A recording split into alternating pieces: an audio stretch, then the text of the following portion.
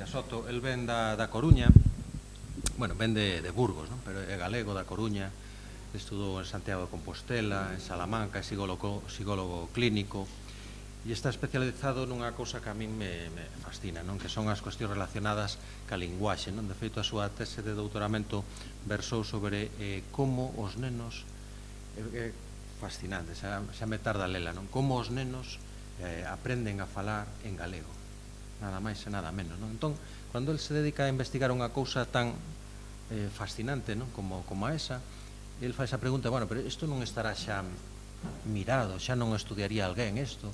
Bueno, e é cando el tropeza con Eloi Luis André. Entón, bueno, penso que é un privilexio e un luxo ter hoxe aquí a Xosé Ramón, porque é unha persoa que ten dedicado un montón de horas, pero un montón de horas a pensar sobre quen era Eloi Luis André, non?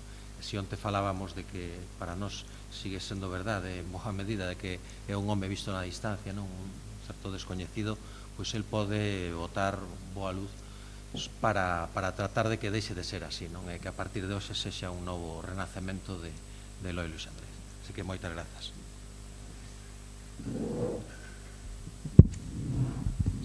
Boas tardes, moitas gracias, digo eu, pola amabilidade.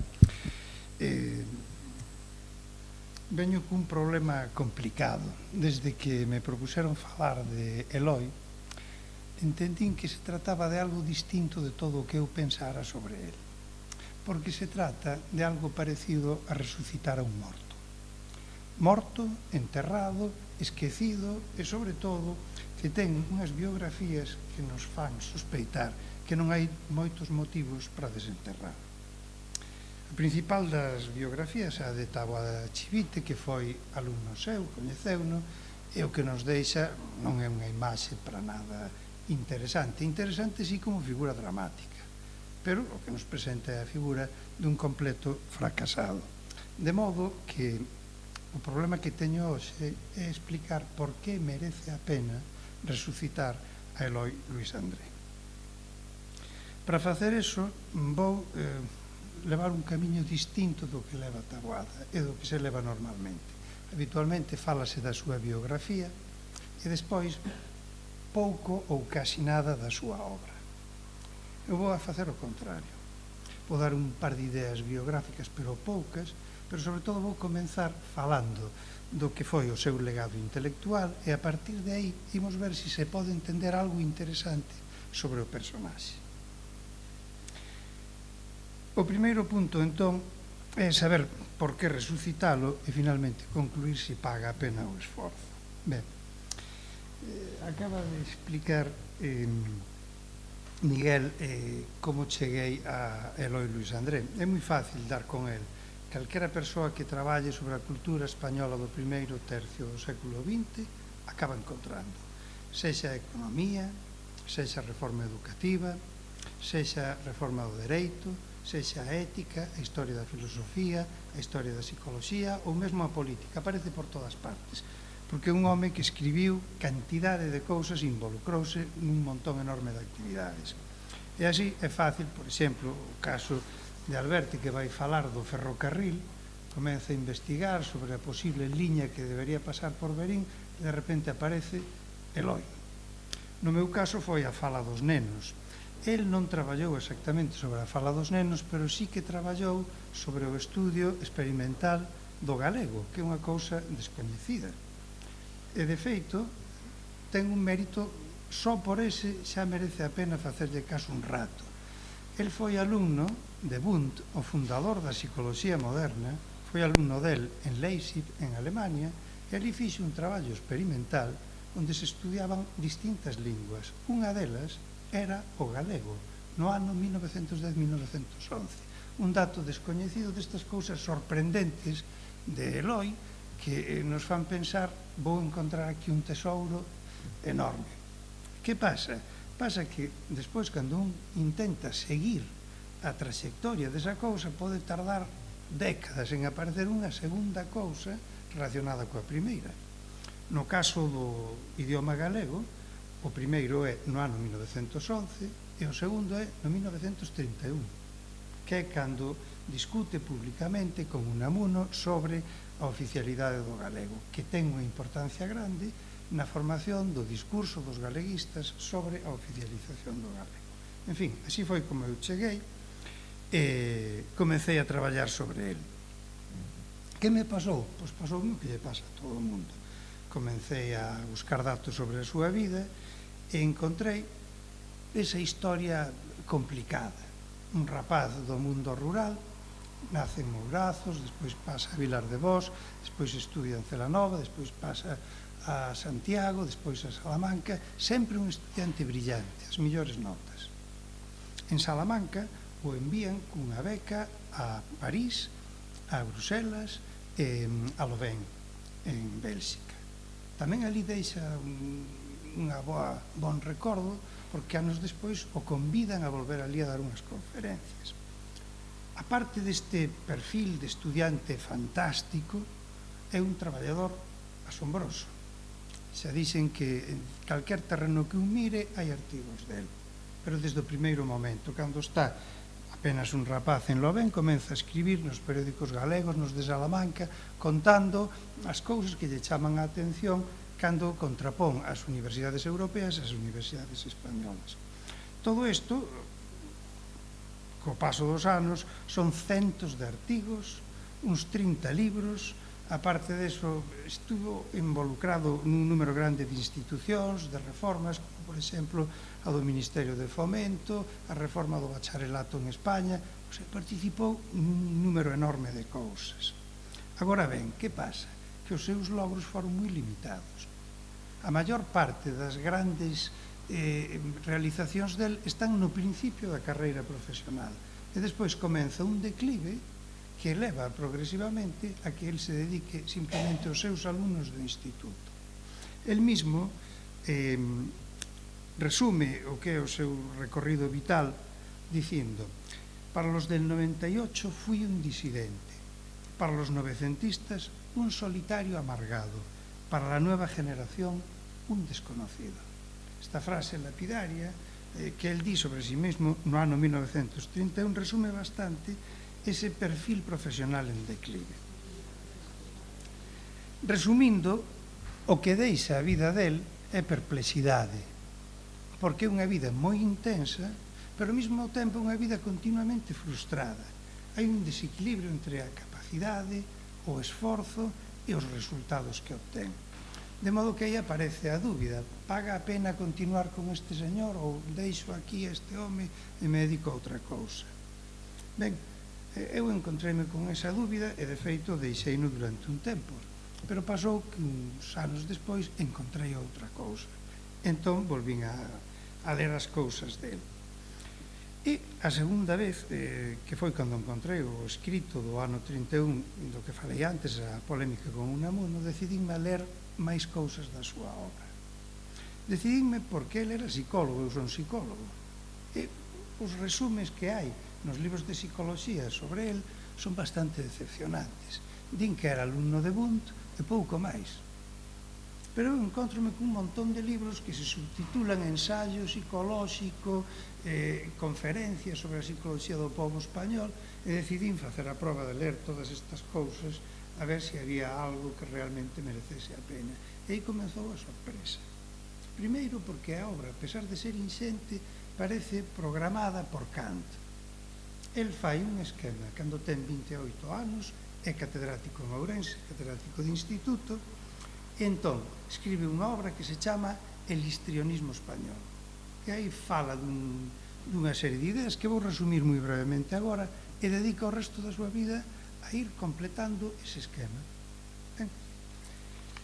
En que consiste a idea de El histrionismo español? O subtítulo é Ensayo de psicología política.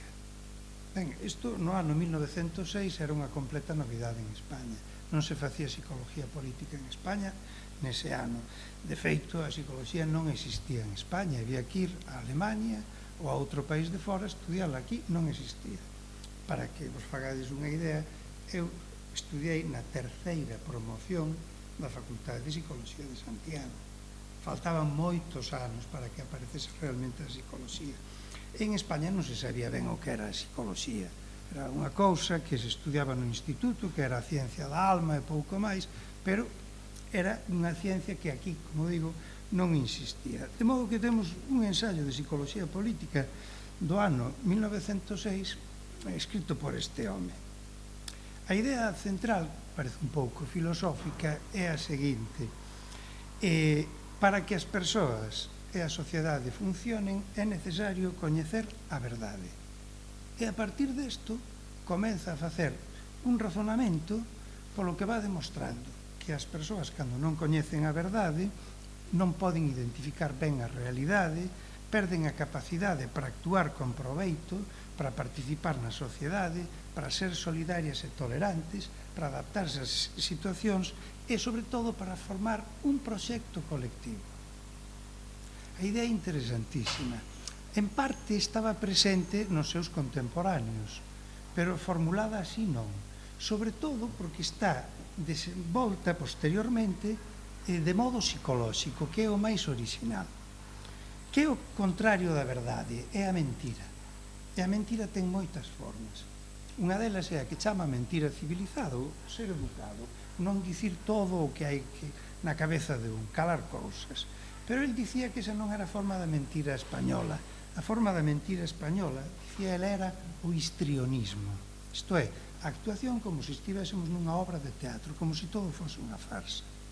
E describe diversos tipos de mentiras, mentiras científicas, artísticas, éticas, religiosas, pero despois el trata con detalle tres en particular: a mentira económica, a mentira política e a mentira social.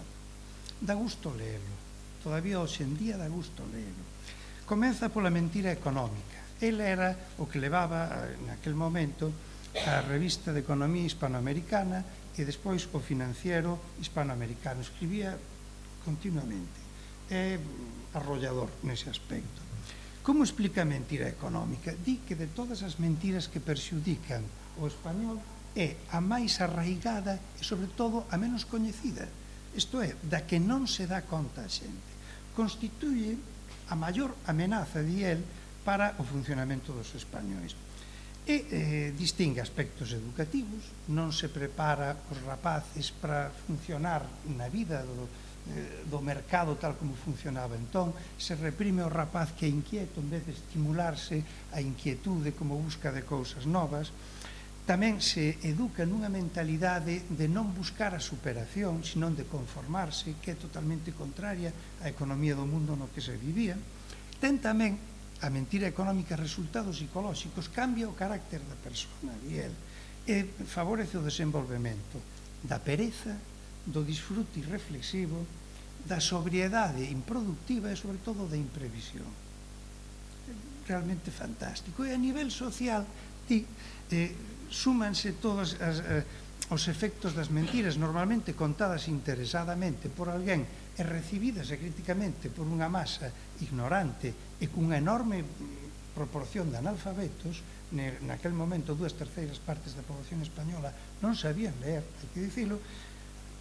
Todo isto, digo, resúmese en tres resultados sociais. O primeiro é a miseria, o segundo a emigración masiva, porque a persona aquí non pode funcionar, e a inoperatividade do Estado, que non pode cumprir os seus fins. A argumentación é fantástica. Ben, paso moi brevemente as outras dúas formas de mentira que trata. A mentira política, basicamente, se podía resumir dicindo que é a inexistencia de democracia. Estamos falando da restauración, estamos falando do bipartidismo, do sistema do encasillamento, que era realmente unha obra de teatro continua. Unhas persoas chegaban a un acordo sobre quen iba a salir elexido nas seguintes eleccións. Eso era o encasillamento, que servía aos progresos do turnismo. A base da inexistencia da democracia era a corrupción dos órganos de representación. Non se representaba en modo algún os cidadáns, sino que había uns grupos de presión que eran os que modelaban como funcionaba eso. El di que son eses grupos a aristocracia, a plutocracia, o sea, as oligarquías, diríamos hoxe, o clericalismo e o militarismo. Esta é máis ou menos a idea. E a terceira mentira é a mentira social. A mentira social é a falsa conciencia que os españoles teñen de si mesmos, como os herdeiros dun imperio que lles quitaron, unha idea totalmente inapropiada para funcionar diante do mundo e, sobre todo, para formar un proxecto colectivo. Pódese dicir que todas as mentiras se apoian na incultura, pero, sobre todo, todas teñen o mesmo resultado, a farsa, o histrionismo, verdad? Un mundo de antroido que finxe ser serio. Esta é a idea. Pódese pensar que exageraba. Creo que o que pasou nos seguintes anos deulle razón. Caeu a Restauración con Primo de Rivera, caeu Primo de Rivera coa República e caeu a República coa Guerra Civil. É evidente que o Estado non funcionaba, é evidente que a economía non conseguiu suxetar as cousas, é evidente que a sociedade dividiuse dun modo cruel e absolutamente reprochable. De modo que algo de razón tiña. Ben, isto é máis ou menos a idea central do libro, estendinme un pouco nel, porque é a que fai con 28 anos en Ourense e é a que explica toda a obra posterior del. Si teño que dar unha opinión sobre o libro, o primeiro que a min me chama a atención, a parte da súa posible calidade argumental que eu creo que ten, é o peso forte que ten a psicoloxía. É o que está explicando é como o ambiente, o que rodea os cidadáns, produce un tipo de desenvolvemento mental que leva a unha formación de valores e estilos de vida. Isto é unha cousa ultramoderna. Volverei despois sobre isto, pero só por este aspecto debería ter unha oportunidade, polo menos no mundo da psicoloxía. É un ensaio brillante de psicoloxía social. Ben, creo que nunca foi recoñecido así polos meus colegas, polo que sexa. Ben, así, este é o tema inicial, que el xa non abandona nunca. Nos seguintes anos produce outras dúas obras que tamén vou comentar máis brevemente, que sirven igualmente para caracterizar o seu legado intelectual. Unha vez que sabemos que a realidade de ele é unha farsa, o primeiro que hai que facer será caracterizar os efectos sobre o cidadán e despois ver como se pode transformar iso. Para o primeiro escribiu unha obra da que chegou a publicar 3 edicións, que é a Ética Española. A Ética Española léese con moita satisfacción todavía hoxe en día, porque nela estudia os vicios colectivos, entendendo por vicio un modo de pensar ou de reaccionar estable, que se repite. Os principais producidos polo histrionismo son a preguiza individual e colectiva, o que ele chama a filosofía da fame e a sobriedade, o medo, a ignorancia, o pesimismo, a falta de espírito cívico, o salvaxismo e a falta de idealismo. A cada un deles va dedicándolle un capítulo e conta máis ou menos como se poderían contrarrestar. Pero falta outra cousa. Estamos falando de cambiar a mentalidade dun país. E falta un modelo de como se fai eso. A eso dedica o seguinte libro. Cambiar a un país, pode dicirse, facémolo pola educación, está moi ben, pero se queremos ter un programa máis detallado, necesitamos saber como se fixo en algún sitio. Entón, o que fai é marchar a Alemania e ali estudia o que ele chama a xénese da mentalidade alemana. Alemania era entón, nesa época, 1910, o país máis poderoso de Europa e, sobre todo, era un país con unha forte conciencia de si mesma. De tal modo que o que fai é buscar un modelo de como se xenerou a mentalidade nacional en Alemania para aplicarlo en España. É importante dicir que a él non lle interesaba copiar a mentalidade dos alemáns. O explica con toda claridade. Non se trata de que pensemos como xermanos. Trátase de saber como conseguiron eles ese país forte, unido, cunha idea práctica que pode facer funcionar a economía, ter esas fábricas, ter ese funcionamento cultural potente para despois, partindo da nosa realidade, facer algo semellante en España. Ese é o tema do seguinte libro, que é La mentalidade alemana, do ano 14, e que tiña como título Ensayo de explicación genética del espírito alemán contemporáneo. Como se fabricou ese espírito? Ben, de modo que xa temos os tres elementos. O problema social, unha idea dos nosos erros, un modelo moral dos efectos e un modelo de como levar a cabo toda a transformación. Que queda a partir de aí? Pois diseñar os cambios que hai que dar nas institucións e no funcionamento da sociedade. E a iso dedicou o resto da súa vida, en todo tipo de terrenos.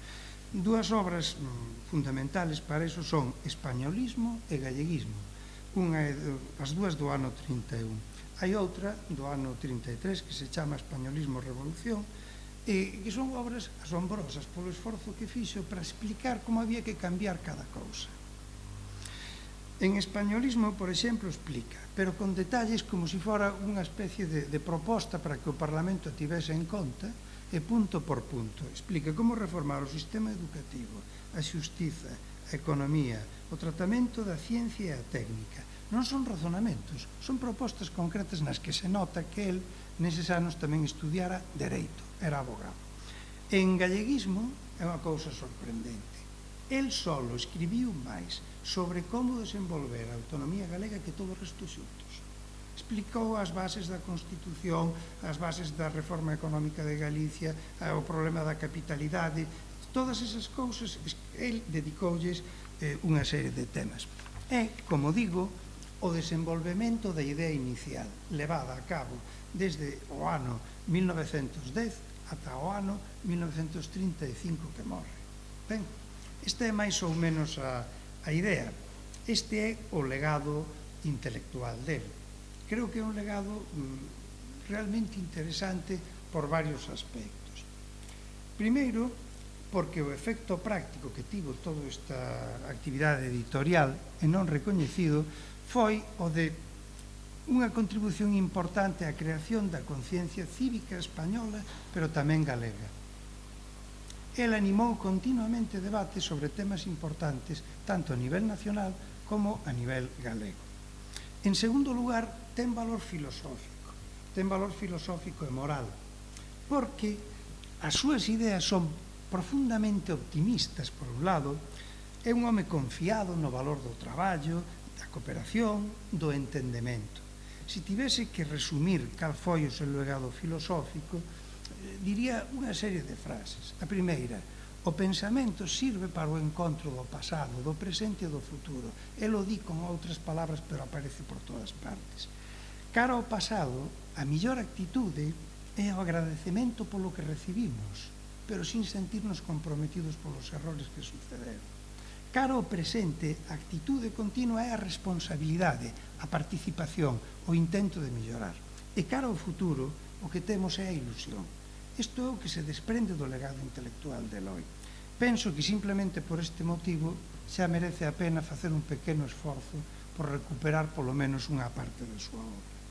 Como psicólogo, ademais, teño que dicir que a súa contribución non foi valorada apropiadamente polos meus compañeiros de profesión, porque todos estamos acostumbrados á idea evolucionista tipo Darwin, na que estudiamos a transformación da persona, transformación como especies, verdad?, polos efectos do entorno. Pero, na época de Luis André, o que se estudiaba na filosofía ou na psicología das culturas era como a acción do home iba transformando o entorno e iba creando cousas, a linguaxe, a cultura, os monumentos.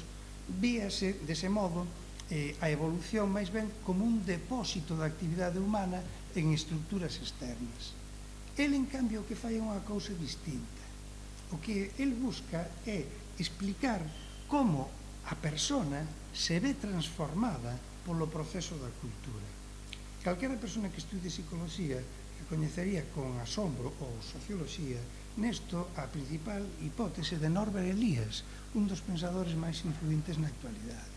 E alguén que estude psicología social recoñecería unha obra recente de Steven Pinker, considerado un dos millores traballos de primeiros do século XX.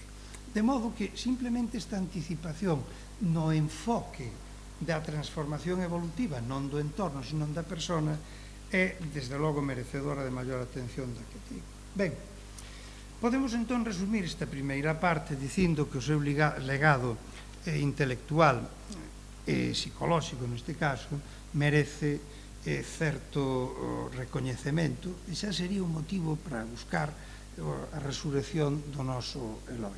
Pero hai algo máis.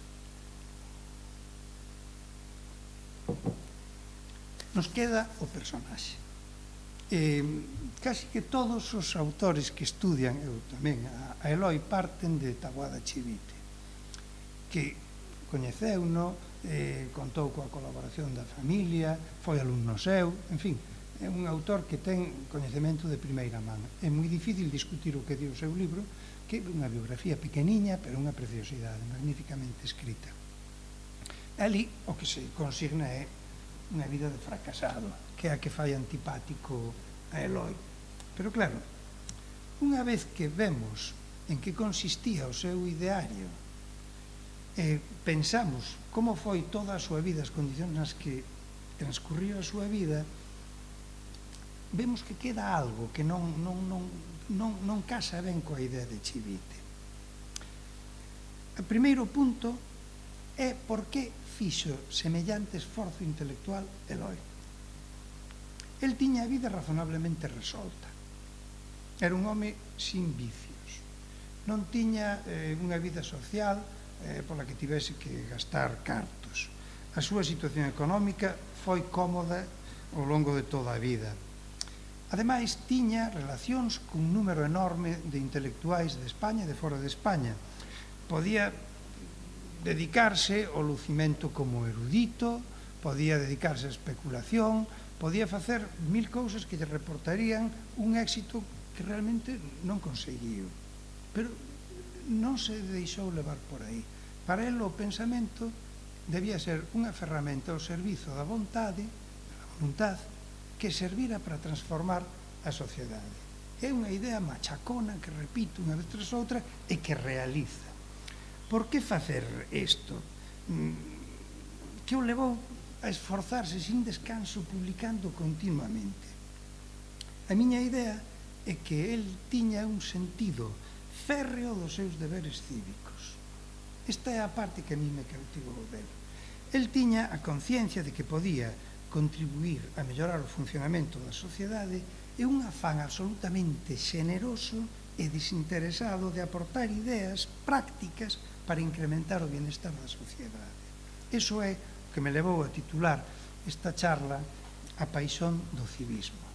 Iso é o que realmente fai del, cando un consigue entendelo, un personaxe realmente encantador.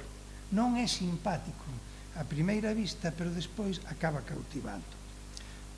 Para que vexamos de que estou falando, vou dar un exemplo de como se involucrou na vida nos distintos momentos, na vida social das cidades, nos distintos momentos da súa vida. Non se implicaba na vida da sociedade, non era un home deso. Falo de implicarse nas actividades culturais e institucionais. El faise cargo dos problemas do sitio onde está e metese en todo. Por exemplo, Salamanca, onde está 5 anos como estudiante, deixa un regueiro de referencias nos periódicos da cidade.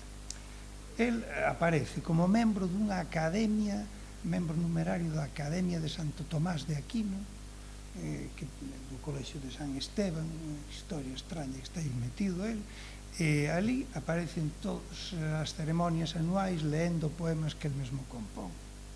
Aparte deso, aparece sempre metido en todas as relacións de alumnos brillantes que se publican nos xornais. E aparte publica varios contos e varios poemas. Falo da vida de estudiante. Marcha a Bélxica e comeza a enviar artigos contando como son as universidades e dicindo que Salamanca tiña que facer un esforzo por poñerse á altura dos belgas. Ben, despois pasa a Madrid para preparar o doutoramento e en pouco tempo xa é secretario da sección de artes plásticas do Ateneo. Aproba as oposicións e ven a Ourense e ali está 10 anos. E nos 10 anos que está aquí en Ourense, entre 1904 e 1914, publica, eu teño reseñados 59 artigos. moitos de máis de 30 páxinas, deles 17 en Galicia e 42 en Madrid. A parte, publica os 3 libros que acabo de reseñar, El extremismo español, Ética española e Mentalidade alemana, que suman en total máis de 1000 páxinas. Traduce 5 libros que suman máis de 2000 páxinas, aos que añade, ademais, estudios críticos. E aparte viaxa.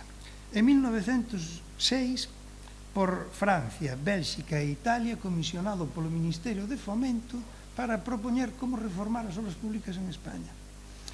Entre 1909 e 1910 pasa 2 semestres en Alemania, un con Bund en Leipzig e outro en Jena con Eucken, co que ten unha relación grande, Eucken o que despois foi Premio Nobel.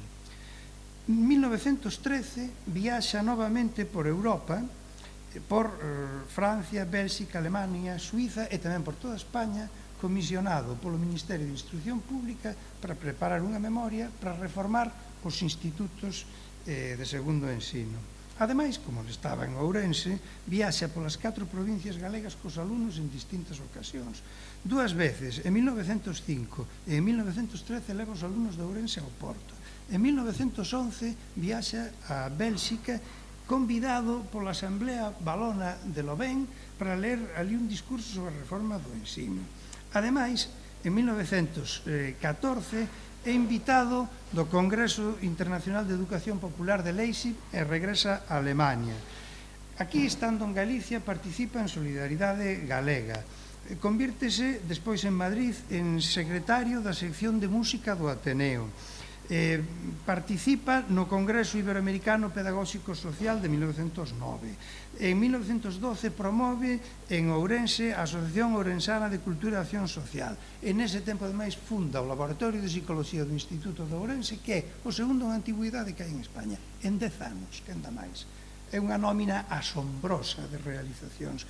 Penso que poucos intelectuais poden exhibir un currículum de participación e contribución social como o de Eloi. Isto é moi curioso, porque el, precisamente, algo que se lle reprocha é que se mantiña independente de todo. El participaba, non sei se sería habilidoso socialmente, pero a participación dele está acreditada nun grau verdadeiramente asombroso. De modo que, si é certo que non tiña grandes habilidades sociais, a súa vida aparece como un esforzo gigantesco de superación das súas limitacións en beneficio da comunidade. Creo que isto é un rasgo da súa personalidade que é simplemente meritorio tamén de recoñecemento. E nos queda un último punto tamén interesante: o fracaso. O fracaso, este declive da participación institucional que vemos a medida que pasan os anos. Eu prefiro entendelo de outro modo. Eu chamaríalle a depuración do ideario, por un lado, e a limitación do auditorio. El comeza falando como se tivese o mundo por escenario e remata a súa vida falando para os seus alumnos no instituto. Hai nese camiño unha depuración, por un lado, do que pensaba e por outro lado da precisión da mensaxe. É moi interesante.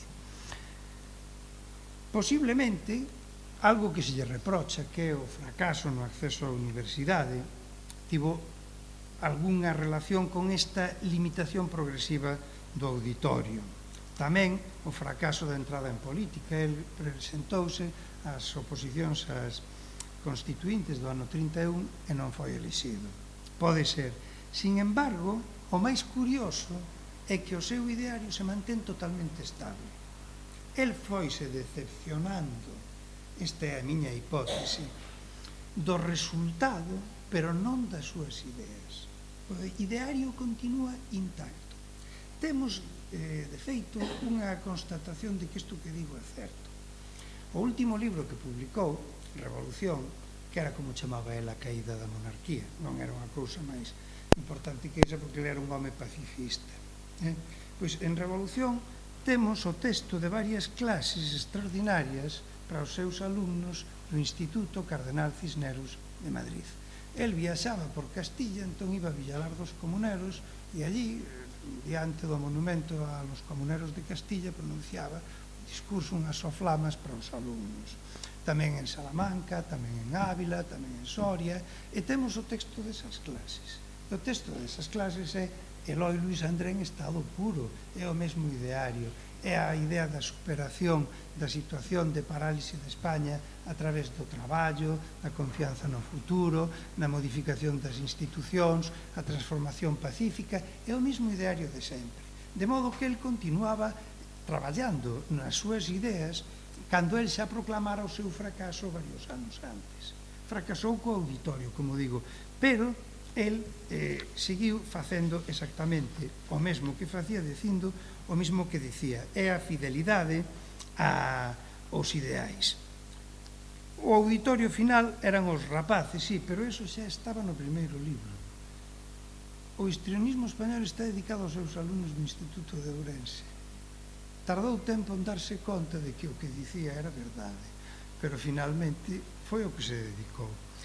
Ben, de modo que temos outra maneira de ver o perfil vital de él. Era un home tremendamente inteligente, levou coces en moitos sitios e foi retirándose progresivamente ao mesmo punto que identificar desde o primeiro momento co escenario natural da súa actividade.